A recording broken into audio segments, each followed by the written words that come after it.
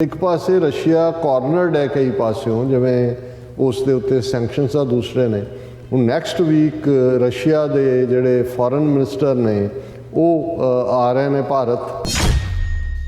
हुण एक पासे तुसीं नवीआं यारियां लाइयां ने ते दूसरे पासे जिहड़ा है वो पुराणिਆਂ तो तुहाडा जे खਹਿੜਾ तो छुट्टिया नहीं। 70% तो ज़्यादा उन्हां दा फौजी साजो समान रशिया तो आउंदा है, मिलिटरी और एयरफोर्स नेवी का। सैंक्शनस रशिया के उत्ते और उन्होंने अगों उदों तो क्रूड ऑयल भी लिया, उन्हें रशिया ने सबसिडाइज किया। गल तो उदों तो वोट पाण या ना पाण तक सी। हुण ये है भी रशिया दी इकोनॉमी थल्ले नूं जा रही है तो रशिया ने जिवें यूरोप दे विच इंसिस्ट किया कि जिन्हें साडे तो LPG दूजी लैनी है गैस, वो रूबल दे विच पे करो। इंडिया नूं वो कह रहे हैं और ये है कि जी तुसीं रूपी और रूबल डील, ताकि जिहड़ियां सैंक्शनस ने बाईपास हो जाण। ये सारे दे उत्ते इंडिया नूं वो यही कह रहे हैं कि भाई देखो तुसीं जमहूरीयत हो तो तुसीं खड़े कित्थे हो। यूरोपीयन यूनीयन का जिहड़ा एनवॉय उत्थे इंडिया आया होया है, मिस्टर गैब्रियल विसेंटिन, उन्हें द हिंदू अखबार नूं इंटरव्यू भी दिता है। उन्हें कहा not pleased with India's votes on Ukraine but confident we share some values। मतलब ये है कि हुणे साडे डेमोक्रेटिक ब्लॉक वाला काम नहीं है। उन्होंने कहा कि भाई ये जड़ियाँ ने ये सारे च bolder stance is needed from all democracies in the face of this huge security, refugee and humanitarian crisis.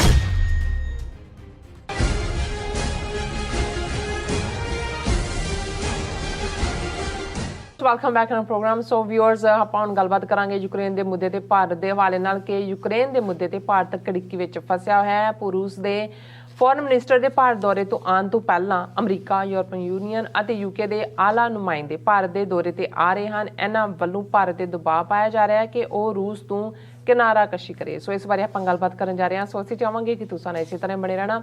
ਦੇਖਣ ਸੁਣਨ ਲਈ ਲਿਖਣ ਲਈ ਤੁਹਾਡਾ ਸਭ ਦਾ ਬਹੁਤ ਬਹੁਤ ਧੰਨਵਾਦ ਜੀ। ਡਾਕਟਰ ਸਾਹਿਬ ਕੀ ਕਹਿਣਾ ਚਾਹੋਗੇ? देखो अक्सर ये हुंदा है कि भी साडे पंजाबी का एक बड़ा पॉपूलर अखाण है कि सियाणा कां गूं उत्ते डिगदा है। हुण कां नूं सियाणा पता नहीं किवें मन्निया जांदा, पर वो तो है ही है कि भी कां कां करदे हैं। जिहड़ा बंदा बहुता बोलदा होए उहनूं भी बहुत वारी यही कहंदे ने कि भी ये कां कां करदा समझदा बहुत सियाणा है। मतलब जिहड़ा ज़्यादा बोलदा वो ये समझ रहा हुंदा भी दूजिਆਂ ਨੂੰ कुछ नहीं पता है, मैं ही बोलना। बिल्कुल। तो हुंदा यही है कि भी जिहड़े इस किस्म के ज़्यादा वाले हुंदे ने वो फिर वड्डा बलंडर भी करते हैं। हाँ जी, और जिवें इन द एंड क्योंकि कां दी भी फेवरेट तो उत्थे जाके चुंझ मारदा है। भारत ने जिवें असी अक्सर इस सारे महीने च जिक्र करते हैं क्या है कि भी अपना सफ़र 47 तो बाद नॉन अलाइनमेंट मूवमेंट तो शुरू किया और नॉन अलाइनमेंट नूं हौली हौली हौली किनारा कशी उस तो करते करते करते पहला पूरी तरह इंदिरा गांधी सोवियत यूनीयन दे उसकी गोद में जाके बैठ गई। डिफेंस पैक्ट जिहड़ा 1971 का डिफेंस पैक्ट सी भारत और सोवियत यूनीयन का, वो असल च जिहड़ी नॉन अलाइनमेंट है उसका भोग पाउणा सी। और वो डिफेंस पैक्ट उसे ही किस्म का सी जो जिहा सोवियत यूनीयन ने पोलैंड नाल, चैकोस्लोवाकिया नाल, हंगरी नाल जां अफगानिस्तान नाल कीता सी। ते जिस दे बेस्ड जदों उत्थे रजीम नूं चैलेंज होए इन्हां मुल्कां च ते सोवियत यूनीयन ने वो ट्रीटी अगे रख के कि जी असी एक दोस्त मुल्क की मदद लई आए हैं, जिवें हुण भी वो जाके बेलारूस फौज वाड़ दित्ती, इवें ही उन्होंने करके तो उन्होंने उत्ते अल्टीमेटली अपनी सॉवरनिटी कायम कर ली सी। वो एवें एक जिहड़ियां ने वो सैटेलाइट स्टेट्स ही बना दित्तियां सी। सो भारत नाल भी ये ट्रीटी साइन हो गई हुई सी 1971 की। और उहदे चों ही हौसला लैके इंदिरा गांधी ने ये समझदे हैं कि भाई पाकिस्तान नूं तोड़ दिओ, जिहड़ा बांग्लादेश बनाने की लाइन है वो उसे चों ही निकली। और उस नाल जुड़ी हुई ये गल अक्सर बहुत सारिया लिखतां दे विच असीं बचपन तो ही पढ़ते रहे कि जिहड़ा रशियन ड्रीम है, क्योंकि रशिया दे विच जिहड़ियां समुंदर ने, पोर्ट्स ने, ज़ाहिर है समुंदर वो तो बर्फ वाले ने, कि उन्हां दा हमेशा ये ड्रीम जिहड़ा है to warm waters of Indian ocean, क्योंकि उहदे च वो बर्फ ही हुंदी है उहदे दे उत्ते ਕਿ ਵੀ ਉਹਨਾਂ ਨੇ ਪਹੁੰਚਣਾ। ਸੋ ਜਦੋਂ ਅਫਗਾਨਿਸਤਾਨ ਨੂੰ ਆਕੂਪਾਈ ਕੀਤਾ ਸੋਵੀਅਤ ਫੌਜ ਨੇ 1979 ਦੇ ਵਿੱਚ, ਜ਼ਾਹਰਾ ਤੌਰ ਤੇ ਜ਼ਿਆਉਲ ਹਕ ਜਿਹੜੇ ਪਾਕਿਸਤਾਨ ਦੇ ਜਿਹੜੇ ਨੇ ਫੌਜੀ ਜਰਨੈਲ ਵੀ ਸੀ ਔਰ ਡਿਕਟੇਟਰ ਰੂਲਰ ਵੀ ਸੀ, ਉਹਨਾਂ ਨੇ ਠੀਕ ਖਤਰੇ ਨੂੰ ਸਮਝਿਆ ਕਿ ਇਹ ਆਲਰੇਡੀ, ਕਿਉਂਕਿ ਪਾਕਿਸਤਾਨ ਉਸ ਸਾਰੇ ਪੀਰੀਅਡ ਦੇ ਵਿੱਚ ਫੁੱਲੀ ਅਮਰੀਕਨ ਬਲਾਕ ਦੇ ਵਿੱਚ ਸੀ, ਬਗਦਾਦ ਪੈਕਟ, ਸੀਟੋ, ਇਹ ਸਾਰੇ ਦੇ ਥੱਲੇ ਔਰ ਪੂਰੀ ਅਮਰੀਕਨ ਹੀ ਫੌਜੀ ਜਿਹੜੀ ਉਹਨਾਂ ਦੀ ਮਸ਼ੀਨਰੀ ਔਰ ਉਸ ਦੇ ਉੱਤੇ ਖੜੀ ਸੀ। ਔਰ ਪਾਕਿਸਤਾਨ ਨੇ ਬਿਲਕੁਲ ਠੀਕ ਸਮਝਿਆ ਪਹਿਲੇ, ਹਾਲਾਂਕਿ 1979 ਸੋਵੀਅਤ ਯੂਨੀਅਨ ਆਇਆ, ਪਹਿਲੇ ਸਾਲ 2 ਸਾਲ ਕੋਈ ਬਹੁਤੀ ਦਿਲਚਸਪੀ ਵੀ ਨਹੀਂ ਸੀ ਅਮਰੀਕਾ ਦੀ, ਕਿਉਂਕਿ ਆਲਰੇਡੀ ਵੀਅਤਨਾਮ ਦੇ ਜਿਹੜੇ ਜ਼ਖਮ ਨੇ ਉਹਨਾਂ ਦੇ ਰਿਸ ਰਹੇ ਸੀ। ਵੀਅਤਨਾਮ ਦੇ ਵਿੱਚ ਪ੍ਰੋਕਸੀ ਵਾਰ 'ਚ ਹੈਂਡਸ ਡਾਊਨ ਡਿਫੀਟ, 60,000 ਤੋਂ ਜ਼ਿਆਦਾ ਉਹਨਾਂ ਦੇ ਸੋਲਜਰਸ ਦਾ ਅਮਰੀਕਾ ਦਾ ਮਰਨਾ, ਔਰ ਅਮਰੀਕਾ ਇਹ ਸੋਚ ਵੀ ਨਹੀਂ ਸੀ ਸਕਦਾ ਕਿ ਵੀ ਉਹ ਇੰਨੇ ਕੁ ਉਹਨਾਂ ਨੇ ਆਪਣੀਆਂ ਉਂਗਲਾਂ ਛਡਵਾ ਲਈਆਂ ਸੀ ਕਿ ਕਿਸੇ ਹੋਰ ਥਾਂ ਤੇ ਜਾ ਕੇ ਆਪਣਾ ਟੁੰਡ ਫਸਾਣ, ਇਹ ਉਹਨਾਂ ਨੇ ਨਹੀਂ ਸੀ। ਲੇਕਿਨ ਇਹ ਇੱਕ ਵੱਖਰੀ ਕਹਾਣੀ ਹੈ ਕਿ ਕਿਵੇਂ ਜਦੋਂ ਅਫਗਾਨ ਕਰੈਕਟਰ ਔਰ ਉਹਨਾਂ ਦੀ ਗੱਲ ਆਉਂਦੀ ਹੈ ਔਰ ਅਮਰੀਕਾ ਦੀ ਕਾਰਡ ਜਿਹੜੀ ਸਟਿੰਗਰ ਮਿਸਲ ਸੀ, ਔਰ ਇੱਕ ਕਾਂਗਰਸਮੈਨ ਚਾਰਲੀ ਜਿਹੜਾ ਬਾਅਦ ਦੇ ਵਿੱਚ ਇੱਕ ਹੀਰੋ ਦੇ ਤੌਰ ਤੇ ਹੁਣ ਤਾਂ ਉਹਦੀ ਡੈਥ ਹੋ ਗਈ, ਉਸ ਨੇ ਕਿਵੇਂ ਅਮਰੀਕਨ ਓਪੀਨੀਅਨ ਮੇਕਰਸ ਨੂੰ ਔਰ ਡਿਸੀਜਨ ਮੇਕਰਸ ਨੂੰ ਕਨਵਿੰਸ ਕੀਤਾ ਕਿ ਵੀ ਇਹ ਆਈਡੀਅਲ ਸਿਚੁਏਸ਼ਨ ਹੈ ਜਿਹਦੇ 'ਚ ਅਫਗਾਨਿਸਤਾਨ ਦਾ ਨੈਚੁਰਲ ਪਹਾੜੀਆਂ ਔਰ ਦੂਜੀਆਂ ਸਟਿੰਗਰ ਮਿਸਲਸ ਔਰ ਅਫਗਾਨਾਂ ਦਾ ਜਿਹੜੀ ਹੈ ਉਹ ਫੀਅਰਸਲੀ ਇੰਡੀਪੈਂਡੈਂਟ ਕਰੈਕਟਰ ਕਿ ਅਸੀਂ ਵੀਅਤਨਾਮ ਦਾ ਬਦਲਾ ਇੱਥੇ ਲੈ ਸਕਦੇ ਹਾਂ। ਔਰ ਇਹ ਫਿਰ ਇੱਕ ਹਿਸਟਰੀ ਹੈ ਕਿ 10 ਸਾਲ ਕਿਵੇਂ, ਔਰ ਫਿਰ ਗੱਲ ਇੱਥੇ ਨਹੀਂ ਰੁਕੀ, ਜਿਵੇਂ ਇਸਲਾਮਿਕ ਜਿਹਾਦ ਉਹਦਾ ਝੰਡਾ ਫੇਰਿਆ ਗਿਆ ਔਰ ਦੁਨੀਆ ਭਰ 'ਚੋਂ ਭਾਵੇਂ ਚੈਚਨੀਅਨ ਹੋਣ, ਇਜਿਪਸ਼ੀਅਨ, ਸਾਊਦੀਜ਼, ਮੋਰਾਕਨ, ਸਾਰੇ ਪਾਸਿਓਂ ਮਜ਼ਹਬ ਦੇ ਨਾਂ 'ਤੇ ਮੁਸਲਮਾਨ ਲੜਨ ਲਈ ਪਹੁੰਚੇ। ਹਾਲਾਂਕਿ ਮੇਨ ਤਾਂ ਜਿਹੜਾ ਉਹ ਅਫਗਾਨ ਹੀ ਲੜੇ। ਹੁਣ ਉਸ ਸਾਰੇ ਨੇ ਉਹਨਾਂ ਦਾ ਉਹ ਡ੍ਰੀਮ ਤਾਂ ਤੋੜ ਦਿੱਤਾ। ਅਦਰਵਾਈਜ਼ ਇਹ ਕਿਹਾ ਜਾਂਦਾ ਸੀ ਕਿ ਅਫਗਾਨਿਸਤਾਨ ਤੋਂ ਨੈਕਸਟ ਹੈ ਪਾਕਿਸਤਾਨ, ਔਰ ਫਿਰ ਤਾਂ ਇੰਡੀਆ ਨਾਲ ਡਿਫੈਂਸ ਪੈਕਟ ਹੋਇਆ ਹੀ ਹੋਇਆ, ਫਿਰ ਇੱਥੇ ਆ ਵੜਨਗੇ। ਹੁਣ ਉਹ ਕੱਲਾ ਇਹੀ ਨਹੀਂ ਕਿ ਡਿਫੀਟ ਹੋਈ, 15 ਟੁਕੜੇ ਹੋਏ, ਜਿਹੜਾ ਲੈਫਟ ਓਵਰ ਰਸ਼ੀਆ ਬਚਿਆ, ਫਿਰ ਇਹਨਾਂ ਨੂੰ ਇਹ ਲੱਗਾ ਇੰਡੀਆ ਨੂੰ ਕਿ ਭਾਈ ਹੁਣ ਤਾਂ ਨਵੇਂ ਜਿਹੜਾ ਉਹ ਸਾਬ ਲੱਭੋ, ਔਰ ਫਿਰ ਅਸੀਂ ਦੇਖਦੇ ਹਾਂ ਅਮਰੀਕਾ ਵੱਲ ਝੁਕਾਅ ਵੀ ਸਮਝ ਆ ਸਕਦਾ ਸੀ, ਕਿਉਂਕਿ ਅਮਰੀਕਾ ਇੱਕ ਸੁਪਰ ਪਾਵਰ ਦੇ ਤੌਰ ਤੇ ਉੱਭਰੀ 9/11 ਤੋਂ ਬਾਅਦ। ਪਰ ਜਦੋਂ ਤੱਕ ਮੋਦੀ ਪਹੁੰਚਦਾ, ਜਿਵੇਂ ਅੱਖਾਂ ਬੰਦ ਕਰਕੇ ਇੰਦਰਾ ਗਾਂਧੀ ਨੇ 1971 'ਚੋਂ ਸੋਵੀਅਤ ਯੂਨੀਅਨ ਦੀ ਝੋਲੀ 'ਚ ਬੈਠ ਗਈ ਸੀ, ਇਹੋ ਜਿਹੀ ਗਲਤੀ ਜਿਹੜੀ ਹੈ ਮੋਦੀ ਨੇ ਕੀਤੀ ਜਦੋਂ ਕਿ ਫੁੱਲੀ ਅਮਰੀਕਾ ਦੇ ਨਾਲ ਔਰ ਕੁਆਡ ਵਰਗੀ ਬਾਡੀ ਟਰੰਪ ਪੀਰੀਅਡ ਦੇ ਵਿੱਚ ਜਿਹੜਾ ਮਤਲਬ ਸੀ ਚੀਨ ਨੂੰ ਘੇਰਨ ਦੀ ਲਾਈਨ, ਔਰ ਜ਼ਾਹਰ ਹੈ ਕਿ ਉਸ ਦੇ ਨਾਲ ਜਿੱਥੇ ਰਸ਼ੀਆ ਤੋਂ ਡਿਸਟੈਂਸ ਹੋਇਆ, ਕਿਉਂਕਿ ਜ਼ਾਹਰ ਹੈ ਰਸ਼ੀਆ ਔਰ ਚਾਈਨਾ ਨੇੜੇ ਆ ਚੁੱਕੇ ਸੀ, ਉੱਥੇ ਜਿਹੜਾ ਹੈ ਉਹ ਇਸ ਸਥਿਤੀ 'ਚ ਪਹੁੰਚਿਆ ਕਿ ਜਦੋਂ ਹੁਣ ਰਸ਼ੀਆ ਨੇ ਯੂਕਰੇਨ ਦੇ ਉੱਤੇ ਹਮਲਾ ਕੀਤਾ ਤੇ ਇੱਕ ਪਾਸੇ ਤੁਸੀਂ ਅਮਰੀਕਾ ਨਾਲ ਲੌਜਿਸਟਿਕ ਸ਼ੇਅਰ ਕਰਨ, ਸਟ੍ਰੈਟੇਜਿਕ ਪਾਰਟਨਰ, ਕੁਐਡ, ਜੁਆਇੰਟ ਸੀ ਐਕਸਾਈਜ਼ਸ, ਮਾਲਾਬਾਰ ਐਕਸਾਈਜ਼ਸ, ਦੂਜਾ ਤੀਜਾ ਚੀਨ ਨੇ ਸਬਕ ਵੀ ਸਿਖਾ ਦਿੱਤਾ ਗਲਵਾਨ ਵੈਲੀ ਔਰ ਦੂਸਰੇ ਦਾ। ਲੇਕਿਨ ਇਧਰੋਂ ਹੁਣ ਜਦੋਂ ਇਹ ਕ੍ਰਾਈਸਿਸ ਆਇਆ, ਜ਼ਾਹਰ ਹੈ ਕਿ ਉਹ ਪੁਰਾਣੇ ਬਲਾਕ ਸਾਹਮਣੇ ਆ ਗਏ। ਇੰਡੀਆ ਦੇ ਲਈ ਜੇ ਤਾਂ ਉਹ ਪੁਰਾਣੇ ਬਲਾਕ 'ਚ ਹੀ ਰਿਹਾ ਹੁੰਦਾ ਜਿਵੇਂ ਸੋਵੀਅਤ ਯੂਨੀਅਨ ਵਾਲਾ ਸੀ, ਫਿਰ ਤਾਂ ਕਿਸੇ ਨੂੰ ਕੋਈ ਹੋਣਾ ਨਹੀਂ ਸੀ ਕਿ ਵੀ ਤੁਸੀਂ ਉਹਨਾਂ ਤੇ ਪ੍ਰੈਸ਼ਰ ਬਿਲਡ ਕਰੋ। ਹੁਣ ਇੱਕ ਪਾਸੇ ਤੁਸੀਂ ਨਵੀਆਂ ਯਾਰੀਆਂ ਲਾਈਆਂ ਨੇ ਤੇ ਦੂਸਰੇ ਪਾਸੇ ਜਿਹੜਾ ਹੈ ਉਹ ਪੁਰਾਣਿਆਂ ਤੋਂ ਤੁਹਾਡਾ ਜੇ ਖਹਿੜਾ ਤਾਂ ਛੁੱਟਿਆ ਨਹੀਂ। 70% ਤੋਂ ਜ਼ਿਆਦਾ ਉਹਨਾਂ ਦਾ ਫੌਜੀ ਸਾਜੋ ਸਮਾਨ ਰਸ਼ੀਆ ਤੋਂ ਆਉਂਦਾ, ਮਿਲਟਰੀ ਔਰ 에ਅਰਫੋਰਸ ਨੇਵੀ ਦਾ। ਹੁਣ ਇਸ ਸਾਰੇ 'ਚ ਕੁੜਿੱਕੀ 'ਚ ਫਸੇ ਭਾਰਤ ਨੇ ਨਿਊਟਰਲ ਰਹਿਣ ਦਾ, ਹਾਲਾਂ ਜਿਵੇਂ ਇਮਰਾਨ ਖਾਨ ਉਹਨਾਂ ਨੇ ਆਪਣੀ ਪ੍ਰੈਜੈਂਟੇਸ਼ਨ 'ਚ ਇੱਕ 'ਚ ਕਿਹਾ ਕਿ ਨਿਊਟਰਲ ਤਾਂ ਜਾਨਵਰ ਹੁੰਦੇ ਨੇ, ਕਿਉਂਕਿ ਰੱਬ ਨੇ ਤਾਂ ਇਹ ਕਿਹਾ ਕਿ ਵੀ ਫੈਸਲਾ ਲਓ ਜਾਂ ਕੌਣ ਠੀਕ ਹੈ ਕੌਣ ਗਲਤ ਹੈ। ਜਿਹੜਾ ਠੀਕ ਹੈ ਉਹਦੇ ਨਾਲ ਖਲੋਵੋ, ਗਲਤ ਨੂੰ ਜਿਹੜਾ ਹੈ ਉਹ ਚੈਲੰਜ ਕਰੋ। ਲੇਕਿਨ ਇਹ ਜਿਹੜੇ ਨੇ ਨਿਊਟਰਲ ਦੇ ਥੱਲੇ ਉਹਨਾਂ ਨੇ UN security council vote, general assembly, human right council ਉਹਦੇ 'ਚ। ਪਰ ਗੱਲ ਇੱਥੇ ਨਹੀਂ ਰੁਕੀ। ਜਿਵੇਂ ਇੰਡੀਆ ਨੇ ਸੈਂਕਸ਼ਨਸ ਰਸ਼ੀਆ ਦੇ ਉੱਤੇ, ਔਰ ਉਹਨਾਂ ਨੇ ਅੱਗੋਂ ਉਹਦਾ ਤੋਂ ਕਰੂਡ ਆਇਲ ਵੀ ਲਿਆ, ਉਹਨੇ ਰਸ਼ੀਆ ਨੇ ਸਬਸਿਡਾਈਜ਼ ਕੀਤਾ। ਹੁਣ ਅੱਗੇ ਇੱਕ ਸਟੈਪ ਹੋਰ, ਹੁਣ ਇੱਕ ਪਾਸੇ ਰਸ਼ੀਆ ਕਾਰਨਰਡ ਹੈ ਕਈ ਪਾਸਿਓਂ, ਜਿਵੇਂ ਉਸ ਦੇ ਉੱਤੇ ਸੈਂਕਸ਼ਨਸ ਆ, ਦੂਸਰੇ ਨੇ। ਹੁਣ ਨੈਕਸਟ ਵੀਕ ਰਸ਼ੀਆ ਦੇ ਜਿਹੜੇ ਫੋਰਨ ਮਿਨਿਸਟਰ ਨੇ ਉਹ ਆ ਰਹੇ ਨੇ ਭਾਰਤ, ਲੈਵਰੋਵ। ਹੁਣ ਇੱਕ ਸਟੇਜ ਤੱਕ ਤਾਂ ਸਰ ਗਿਆ ਜੀ, ਵੋਟ ਨਹੀਂ ਪਾਈ। ਹਾਲਾਂ ਅਮਰੀਕਾ ਨੇ, ਬਾਈਡਨ ਨੇ ਵੀ ਇਸ ਦੇ ਉੱਤੇ ਕਿਹਾ ਸੀ ਕਿ ਇੰਡੀਆ ਇਜ਼ ਸ਼ੇਕੀ, ਕਿ all other Quad members have stood firmly against Russia, India is shaky. ਇਹ ਵੀ ਇੱਕ ਰੈਪਰੀਮੈਂਡ ਹੀ ਸੀ। ਪਰ ਹੁਣ ਅੱਗੋਂ ਗੱਲ ਤਾਂ ਉਦੋਂ ਤਾਂ ਵੋਟ ਪਾਣ ਜਾਂ ਨਾ ਪਾਣ ਤੱਕ ਸੀ।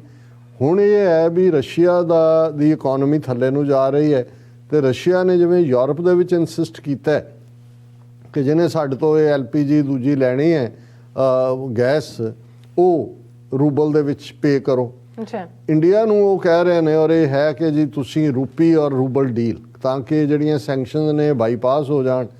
ਹੁਣ ਇਸ ਸਭ ਦੇ ਚੱਲਦੇ ਆ ਇਸ ਹਫਤੇ ਦੇ ਵਿੱਚ, ਇਸ ਤੋਂ ਪਹਿਲਾਂ ਕਿ ਰਸ਼ੀਅਨ ਫੋਰਨ ਮਿਨਿਸਟਰ ਆਏਗਾ, ਗੱਲਬਾਤ ਹੋਏਗੀ। ਅਸੀਂ ਆਲਰੇਡੀ ਦੇਖਿਆ ਚਾਈਨਾ ਦਾ foreign minister Islamabad to Kabul to ਹੋ ਕੇ ਇੰਡੀਆ ਨੂੰ ਕੁਛ ਨਾ ਕੁਛ ਤਾਂ ਕੰਨ 'ਚ ਕਹਿ ਗਿਆ ਹੋਣਾ ਕਿ ਖਬਰਦਾਰ, ਉਹ ਭਾਵੇਂ ਟੁਵਰਡ ਰਸ਼ੀਆ ਹੀ, ਕਿਉਂਕਿ ਚਾਈਨਾ ਤਾਂ ਰਸ਼ੀਆ ਨੂੰ ਪ੍ਰੋਟੈਕਟਿਵ ਅੰਬਰੈਲਾ ਦੇ ਰਿਹਾ ਕਿਉਂਕਿ ਉਹ ਇੰਟਰਨੈਸ਼ਨਲੀ ਕਲੋਜ਼ ਆਏ ਨੇ। ਲੇਕਿਨ ਹੁਣ ਰਸ਼ੀਆ ਦੇ ਫੋਰਨ ਮਿਨਿਸਟਰ ਦੇ ਆਉਣ ਤੋਂ ਪਹਿਲਾਂ ਇੰਡੀਆ ਦੇ ਕੰਨ ਖਿੱਚਣ ਦੇ ਲਈ ਯੂਰਪੀਅਨ ਯੂਨੀਅਨ ਦਾ ਵੀ ਨੁਮਾਇੰਦਾ ਪਹੁੰਚਿਆ, ਬ੍ਰਿਟਿਸ਼ ਸੈਕਟਰੀ ਵੀ ਪਹੁੰਚੀ ਹੈ। ਹੁਣ ਅਮਰੀਕਾ ਦਾ ਜਿਹੜਾ ਡਿਪਟੀ NSA ਨੈਸ਼ਨਲ ਸਿਕਿਉਰਿਟੀ ਦਾ ਜਿਹੜਾ chief strategist deputy national security adviser Daleep Singh, ਉਹ ਵੀ ਪਹੁੰਚੇ ਨੇ। ਔਰ ਇਹ ਸਾਰੇ ਦੇ ਉੱਤੇ ਇੰਡੀਆ ਨੂੰ ਉਹ ਇਹੀ ਕਹਿ ਰਹੇ ਨੇ ਕਿ ਭਾਈ ਦੇਖੋ, ਤੁਸੀਂ ਜਮਹੂਰੀਅਤ ਹੋ ਤੇ ਤੁਸੀਂ ਖੜੇ ਕਿੱਥੇ ਹੋ, ਇਹਦਾ ਨਤੀਜਾ ਕੀ ਹੋਏਗਾ ਇਹ ਤਾਂ ਪਤਾ ਨਹੀਂ। ਲੇਕਿਨ ਇਹਦੇ ਕੋਈ ਸ਼ੱਕ ਨਹੀਂ ਹੈ ਕਿ ਇਸ ਵੇਲੇ ਹਾਲਾਂ ਤੁਸੀਂ ਦੇਖੋ ਕਿ ਵੀ ਹਾਲ ਇੰਡੀਆ ਦਾ ਇਹ ਹੈ ਕਿ ਜਦੋਂ ਉਹਨਾਂ ਦੇ ਮੀਡੀਆ 'ਚ ਗੱਲ ਹੁੰਦੀ ਹੈ ਕਿ ਜੀ ਐਸੀ ਕੀ ਗੱਲ ਹੈ, ਕਿਉਂ ਇੰਡੀਆ 'ਤੇ ਇੰਨਾ ਪ੍ਰੈਸ਼ਰ ਪੈ ਰਿਹਾ, ਇੰਗਲੈਂਡ ਵੀ, ਯੂਰਪੀਅਨ ਯੂਨੀਅਨ ਵੀ, ਅਮਰੀਕਾ ਵੀ, ਦੂਜੇ ਵੀ, ਤੇ ਉਹ ਕਹਿ ਰਹੇ ਨੇ ਇਹ ਸ਼ੋਅ ਕਰਦਾ ਇੰਡੀਆ ਅਸੀਂ ਕਿੰਨੇ ਇੰਪੋਰਟੈਂਟ ਹੈ, ਇੰਡੀਆ ਕਿੰਨਾ ਇੰਪੋਰਟੈਂਟ ਹੈ ਵੀ, ਇੱਕ ਜਾ ਰਿਹਾ ਦੂਜਾ ਆ ਰਿਹਾ। ਤੇ ਕਿਸੇ ਨੇ ਕਿਹਾ ਕਿ ਵੀ ਇਹ ਨਹੀਂ ਤੁਹਾਨੂੰ ਜਿਹੜੇ ਕਿਸੇ ਦੇ ਮਗਰ ਬੇਰੀ ਉਗਾਈ ਸੀ ਹੈ, ਤੇ ਉਹਨੂੰ ਕਿਸੇ ਨੇ ਕਿਹਾ ਕਿ ਉਹ ਕਹਿੰਦਾ ਜੀ ਨਾਲੇ ਛਾਂ 'ਚ ਬੈਠਾਂਗੇ ਨਾਲੇ ਬੇਰ ਖਾਵਾਂਗੇ।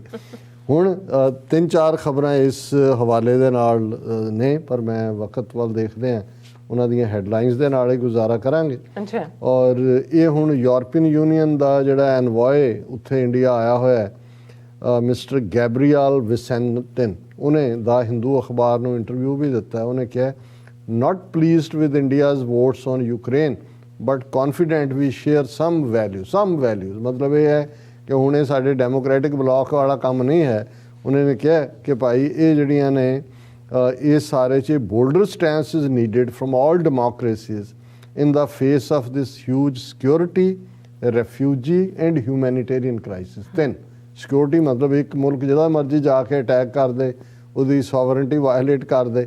ਰੈਫਿਊਜੀ ਅਸੀਂ ਅੱਗੇ ਕਿਹਾ 1 ਕਰੋੜ ਤੋਂ ਜ਼ਿਆਦਾ ਲੋਕ ਬੇਘਰੇ, ਔਰ ਹਿਊਮੈਨੀਟੇਰੀਅਨ ਇਨਸਾਨੀ ਕ੍ਰਾਈਸਿਸ ਉਹਦੇ ਨਾਲ ਹੀ ਰੈਫਿਊਜੀ ਕ੍ਰਾਈਸਿਸ ਦੇ। ਔਰ ਇਹਦੇ 'ਚ ਯੂਰਪੀਅਨ ਯੂਨੀਅਨ ਨੇ ਇਹ ਖੁੱਲ੍ਹ ਕੇ ਕਿਹਾ।